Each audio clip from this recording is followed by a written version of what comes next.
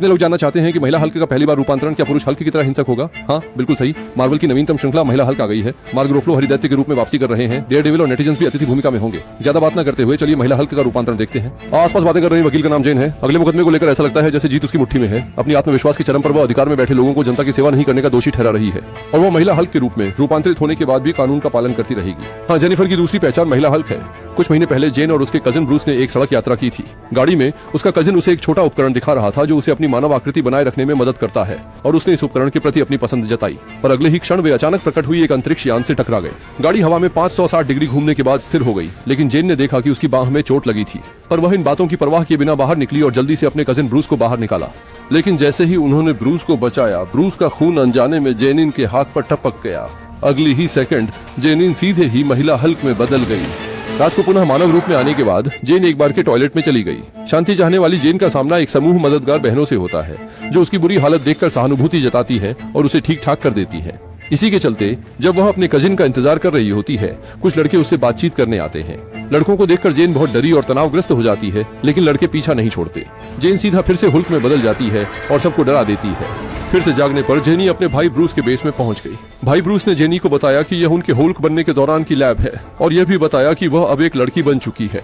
अच्छा, और अब जो करना है वह यह है कि यहाँ पर जेन को यह सिखाना है कि वह अपनी बदलने की प्रक्रिया को कैसे नियंत्रित करे और अपने शरीर में होने वाले बदलावों को समझ सके। जेन को बदलने के लिए ब्रूस ने बाहरी उत्तेजना की विधि चुनी। उसने जेन को पूरे स्टील आरे वाले प्रयोगशाला में बंद कर दिया, जिससे जेन को जीवन और मृत्यु के बीच में बदलने पर मजबूर होना पड़ा। डर गई जेन ने कांच के पार से जोर जोर से गाली दी। उम्मीद के मुताबिक संकट के क्षण में जेन ने सफलतापूर्वक रूपांतरण किया, लेकिन रूपांतरण के बाद उसने किया पहला काम यह था कि उसने इस प्रयोगशाला को तोड़ डाला। इस बीच ब्रूस ने आश्चर्य से पाया कि जेनी की कोई दूसरी व्यक्तित्व नहीं है। रूपांतरित होने के बाद भी वह खुद अपने शरीर को नियंत्रित कर रही है, जिससे जेनी के पास विकल्पों की कमी हो जाएगी।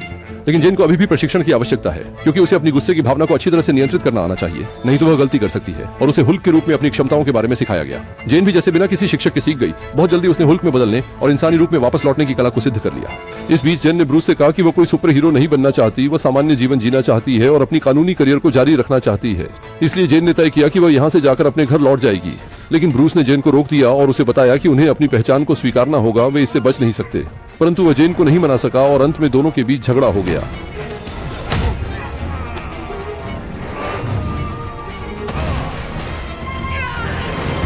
हालांकि जेनलाइट नया है, ली हॉक शक्ति में बिल्कुल ब्रूस से कम नहीं है। दोनों ने जबरदस्त लड़ाई की। अंत में ब्रूस ने जेनलाइट के विचार का सम्मान करने का निर्णय लिया और उसे अपनी दुनिया में लौटने की अनुमति दी।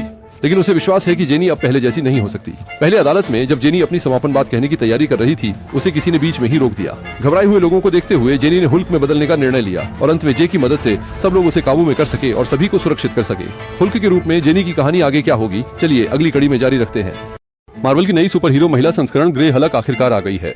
पिछले एपिसोड के सरप्राइज से हमें पता चला कि कैप्टन अमेरिका का पहली बार शायद स्टार लॉर्ड की दादी को दिया गया था। उसने 1943 में यूएसओ यात्रा पर एक लड़की के साथ अपनी वर्जिनिटी खो और जेनी ने सभी की नजरों के सामने महिला हल्क में बदलकर टाइटानिया को हरा दिया और सबकी रक्षा की।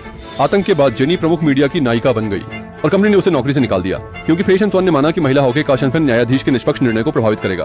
काम में तकलीफ होने पर उसने परिवार से थोड़ा सहारा लेने की सोची, लेकिन परिवार की अनबन और गलतफहमी ने उसे और परेशान कर दिया। काम और जीवन दोनों की समस्याओं ने जेन मिंग को केवल बार में जाकर समय बिताने पर मजबूर कर दिया, जिसकी उसे उम्मीद नहीं थी। वह यहाँ पर उस वकील के कार्यालय के मालिक से मिला जिससे उसकी नौकरी चली गई थी। उसने उसे एक नई नौकरी देने का वादा किया और इसके नियम खुद उसे बनाने को कहा। अगले दिन जब कार्यालय पहुंचा तब चेन मिंग को पता चला वह जिस विभाग में काम करती है वह है सुपर ह्यूमन अफेयर्स डिपार्टमेंट, इसलिए उसे महिला हल्क के रूप में काम करना होगा। मन में 1000 बार न चाहते हुए भी जब उसने बड़े कार्यालय को देखा तो उसने स्वीकार कर लिया।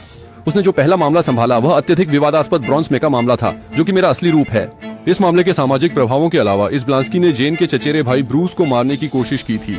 इसलिए जेनी ये मामला नहीं लेना चाहती थी, लेकिन बॉस ने उसे बताया कि अगर वह इसे स्वीकार नहीं करती तो एक ही रास्ता है, वह है इस्तीफा देना। कोई चारा नहीं था, काम के लिए जेनी को इसे स्वीकार करना पड़ा। उस दिन जेनी जेल आई और अपने ग्राहक मिस्टर ब्राउन से मिली। ब्लांस्की ने कहा कि उसने सच में पछतावा किया है और वह अब जेंग मनों में परिवर्तित नहीं होगा। और उसने जेन को बताया कि उसका और उसके भाई ब्रूस का कोई निजी दुश्मनी नहीं है। वे सरकार के आदेश पर ब्रूस को नुकसान पहुंचा रहे थे और उसके बाद की विनाशकारी हरकतें भी उसकी नहीं थीं।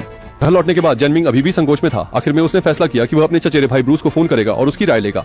लेकिन उसे यह जानकर आश्चर्य हुआ कि उसके चचेरे भाई ने उसकी नौकरी का विरोध नहीं किया, बल्कि उसने बताया कि उसे ब्रोंस्की की पश्चाताप की चिट्ठी मिली और वह भी मानता है कि ब्रोंस्की ने पश्चाताप कर लिया है। सब कुछ सुचारू रूप से चलने की उम्मीद करने वाले जेनमिंग को फिर से बॉस का फोन आया। समाचार रील पर एक नजर डाल उसने टीवी खोला और देखा कि ब्लांस्की जेल से भाग गया है और भागा हुआ ब्लांस्की एक भूमिगत मुक्केबाजी प्रतियोगिता में भी भाग ले रहा है, जो कि पिछले हफ्ते उसकी बहन द्वारा खोला गया भूमिगत मुक्केबाजी अखाड़ा था। ये देखकर जेनी हैरान रह गई। क्या जेनी ब्लांस्की की मदद करती रहेगी? ब्लांस्की ने आखिरकार जेल से भागने का फैसला क्यों किया? चलो अगले हफ्ते फिर मिलते हैं।